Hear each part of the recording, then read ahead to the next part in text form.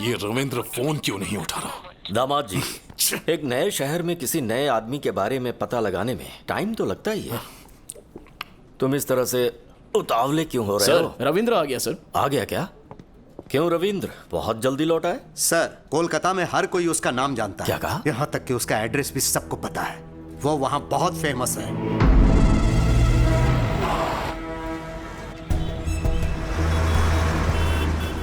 विक्की भाई हमारे काली घाट का छत्रपति शिवाजी है। मैं सीधे काली घाट के एरिया में पहुंचा। वहाँ उसके बिजनेस पार्टनर गुप्ता से भी मिला। उन्होंने मुझे घर लिया, खुद को जर्नलिस्ट बताया, तब जाके मुझे छोड़ा। तब उसकी पूरी कहानी मुझे पता लगी कि कब और कैसे वो वहाँ विक्की से विक्की भाई बना। काली घाट हमारा है, कई पीढ़ियों से यहाँ रह रहे हैं, इसे छोड़कर नहीं जाएंगे। सेठ जी, आप करोड़ों का आलीशान होटल बना रहे हैं, कोई होटल घर से बढ़कर नहीं हो सकता। स्टे ऑर्डर मिलने के बाद भी रोज हमें धमकाने के लिए आ जाते हैं। तुम्हें कोर्ट के ऑर्डर पे भरोसा है और मुझे मुखर्जी दादा पे भरोसा है। ये मुखर्जी मुझ पे भरोसा करने वालों के दुश्मनों को जिंदा निकल जाता है, और तुमने जिस विकी पे भरोसा किया है वो तो मेरे सामने खड़ा भी नहीं हो सकता।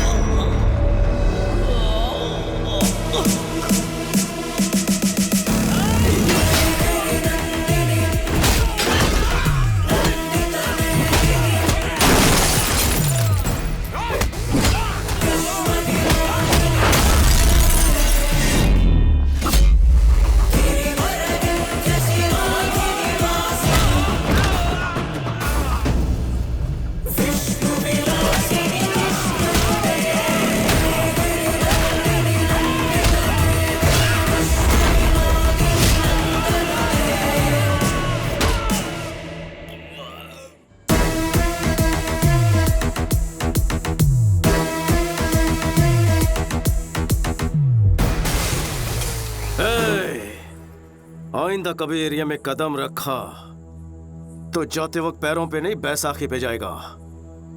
निकाल। जब मैं भूखा था तो काली घाट ने मुझे खाना खिलाया, बेघर था तो मुझे रहने का सहारा दिया। अब इस काली घाट को बचाना मेरा फर्ज है, मैं पीछे नहीं हटूंगा। आप लोग बेफिक्र रहिए। शुक्रिया बेटा। ये आदमी तो समझ से परे है। कभी किसी ने इसे खाना खिलाया था तो उनके लिए ये अपनी जान दांव पे लगाने को तैयार है, और तुमने तो उसके होटल बंद करवाए।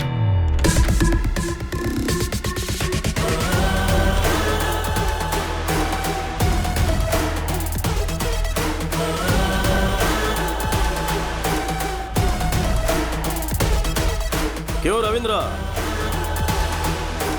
घर ढूंढने में ज्यादा तकलीफ तो नहीं हुई? बाय द वे, मेरी इंफॉर्मेशन निकलवाना रविंद्र को मौत के मुंह में डालेगा। इन्हें कोलकाता से वापस हैदराबाद जिंदा लौटाने में सिर्फ एक ही इंसान का हाथ है, मेरा।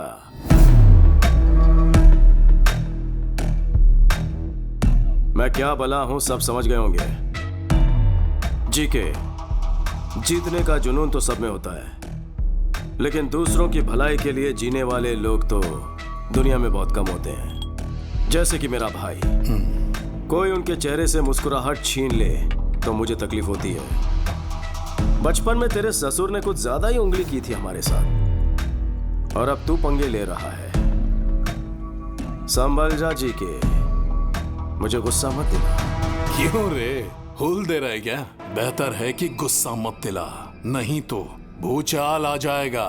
तेरी आंखों के सामने तेरी फैमिली की हर खुशी को और उनके चेहरे की हर हंसी को गायब कर दूंगा, और तू कुछ उखाड़ नहीं पाएगा। हंस ले, जी भर के हंस ले। लेकिन तेरे जिस आदमी ने होटल में जहर मिलाया था वो हमारे हाथ लग गया है। तेरी हंसी क्यों रुक गई? तेरे बंद करवाए होटल्स जब खुल जाएंगे, तेरे काले राज जब दुनिया के सामने आएंगे, तेरा एम्पायर इस बर्फ की तरफ पिघल जाएगा। घोल के पी जाऊंगा तुझे। देखा जी के, सिर्फ वार्निंग सुनकर तेरी हंसी मातम में बदल गई है। एक एडवाइस दे रहा हूं तुझे, अपनी हंसती हुई शक्ल की फोटो खिंचवाकर दीवार पर लगवा दे, क्योंकि आज के बाद तुझे सिर्फ रोना है, इसकी गारंटी लेता हूं मैं। थोड़ा सा स्ट्रांग हो गया ना, कोई बात नहीं, गटक ले।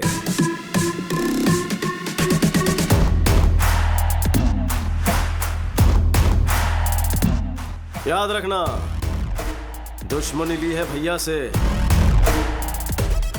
लेकिन सामना होगा मुझसे। All the best.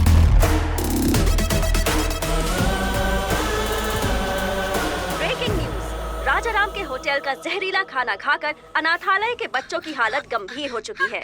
अगर बच्चों को कुछ हो गया तो राजाराम को जेल जाना पड़ेगा। सिस्टर, ऑक्सीजन लेवल बढ़ाओ। क्यों डॉक्टर? Okay sir. इतना टाइम हो गया तो भी ये रिकवर क्यों नहीं हो रहा है? खाने में कौन सा पॉइजन था और उसमें कौन कौन से केमिकल्स थे ये पता नहीं चल पा रहा, इसलिए हम ठीक से ट्रीटमेंट नहीं कर पा रहे। कुछ बच्चे तो रिस्पॉन्ड कर रहे हैं, लेकिन कुछ बच्चों की हालत बहुत नाजुक है। बट एनीवे, दिल्ली से कुछ स्पेशलिस्ट बुला लिए हैं हमने। Let's hope for the best.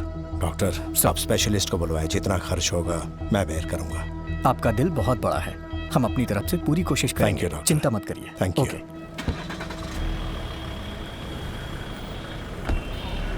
Okay sir. वकील साहब। हाँ? अरे भैया तो अभी निकल गए। इसीलिए तो मैं आया हूँ,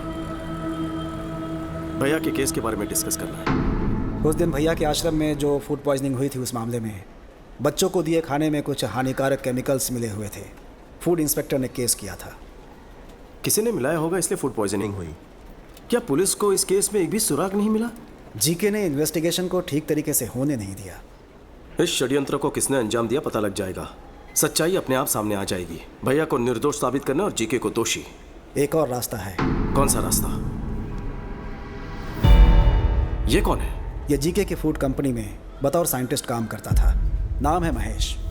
वहाँ हो रहे मिलावट के बारे में और हेल्थ प्रॉब्लम्स को लेकर काफ़ी रिसर्च है उसकी। जीके फूड्स खराब है। जब भैया ने यह बयान दिया तब ये महेश भैया से मिला था। जीके पर आपने जो भी आरोप लगाए हैं वो सब सही हैं सर। एक्चुअली वो चाइना से अडल्ट्रेटेड प्रोडक्ट्स लाकर बिना अप्रूवल के ही मार्केट में बेच रहे हैं। चिप्स में अच्छे ऑयल के बदले पामोलिन ऑयल इस्तेमाल कर रहे हैं, जिससे कैंसर होने का बहुत बड़ा रिस्क है। चाइनीज सॉल्ट के बदले अजीनोमोटो यूज कर रहे हैं, जिससे छोटे बच्चों में और बड़ों में भी ब्रेन सेल्स डैमेज होने का खतरा है, जिससे दिमाग ठीक से फंक्शन नहीं कर पाता। कई समय से मैं जीके के सारे प्रोडक्ट्स पर एक रिपोर्ट तैयार कर रहा हूँ। लैब रिपोर्ट तैयार होते ही मैं खुद ही आपसे आकर मिल लूंगा, लेकिन तब तक मेरा फोन स्विच ऑफ रहेगा, क्योंकि जीके के लोग मेरा फोन टैप कर सकते हैं सर। सही समय पर मैं आपसे जरूर कांटेक्ट करूंगा। उसके बाद उसे कांटेक्ट नहीं हो पाया।